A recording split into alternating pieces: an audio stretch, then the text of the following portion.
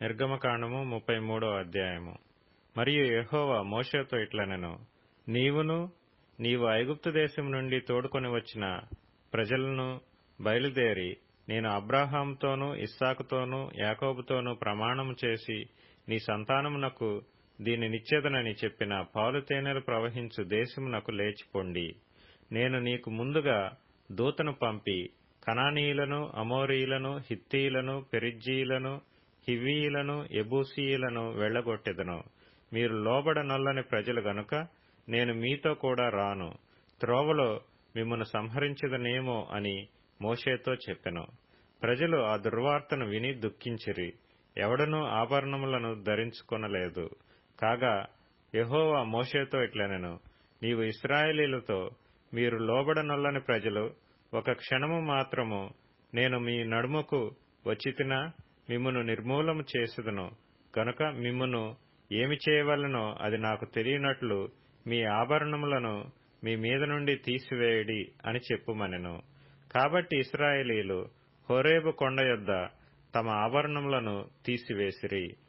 అంతట మోషే గుడారమును తీసి పాళెము వెలుపలికి వెళ్లి పాళెమునకు దూరముగా దాని వేసి దానికి ప్రత్యక్షపు గుడారమును పేరు పెట్టెను. యెహోవాను వెదికిన ప్రతివాడును పాళెమునకు వెలుపల నున్న ఆ ప్రత్యక్షపు గుడారమునకు వెళ్ళుచూ వచ్చెను. మోషే ఆ గుడారమునకు వెళ్ళినప్పుడు ప్రజలందరూ లేచి ప్రతివాడు తన గుడారపు ద్వారమందు నిలిచి అతడు ఆ గుడారములోనికి పోవు వరకు అతని వెనుక తట్టు నిదానించి చూచుచుండెను. మోషే ఆ గుడారములోనికి పోయినప్పుడు మేఘస్తంభము దిగి ఆ గుడారపు ద్వారమందు నిలవగా యెహోవా మోషేతో మాట్లాడుచుండెను. ప్రజలందరూ ఆ మేఘస్తంభము ఆ గుడారపు ద్వారమున నిలుచుట చూచి లేచి ప్రతివాడును తన తన గుడారపు ద్వారమందు నమస్కారము చేయుచుండిరి. మనుష్యుడు తన స్నేహితునితో మాట్లాడునట్లు యెహోవా మోషేతో ముఖాముఖిగా మాట్లాడుచుండెను. తరువాత అతడు పాళెములోనికి తిరిగి వచ్చుచుండెను. అతని పరిచారకుడును నూను కుమారుడైన యెహోషువ అను యవనస్తుడు గుడారములో నుండి వెలుపలికి రాలేదు. మోషే యెహోవాతో ఇట్లనెను, చూడుము, ఈ ప్రజలను తోడుకొని పొమ్మని నీవు నాతో చెప్పుచున్నావు గాని నాతో ఎవరిని పంపెదవో అది నాకు తెలుపలేదు. నేను నీ పేరును బట్టి నిన్ను ఎరిగియున్నాననియు నా కటాక్షము నీకు కలిగినదనియు చెప్పితివి కదా. కాబట్టి నీ కటాక్షము నా ఎడల కలిగిన ఎడల నీ కటాక్షము నా ఎడల కలుగునట్లుగా దయచేసి నీ మార్గమును నాకు తెలుపుము.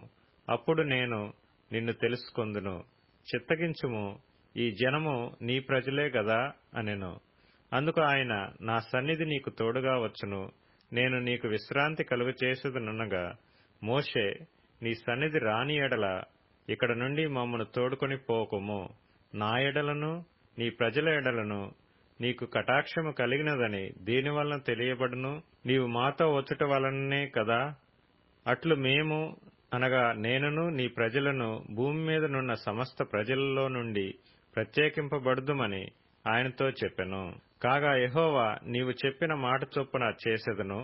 నీ మీద నాకు కటాక్షము కలిగినది, నీ పేరును బట్టి నిన్ను ఎరుగుదునని మోషేతో చెప్పగా అతడు, దయచేసి నీ మహిమను నాకు చూపుమనగా ఆయన, నా మంచితనమంతయు నీ ఎదుట కనపరచెదను, యెహోవా అను నామమును నీ ఎదుట ప్రకటించెదను. నేను కరుణించు వాని కరుణించెదను, ఎవనియందు కనికరపడెదనో వానియందు కనికరపడెదనెను. మరియు ఆయన, నీవు నా ముఖమును చూడజాలవు, ఏ నరుడును నన్ను చూచి బ్రతకడనెను. మరియు యెహోవా, ఇదిగో నా సమీపమున ఒక స్థలమున్నది, నీవు ఆ బండ మీద నిలువవలెను. నా మహిమ నిన్ను దాటి వెళ్ళుచుండగా ఆ బండ సందులో నిన్ను ఉంచి నిన్ను దాటి వెళ్ళు వరకు నా చేతితో నిన్ను కప్పెదను. నేను నా చెయ్యి తీసిన తరువాత నా వెనుక పార్శ్వమును చూచెదవు కాని నా ముఖము నీకు కనబడదని మోషేతో చెప్పెను.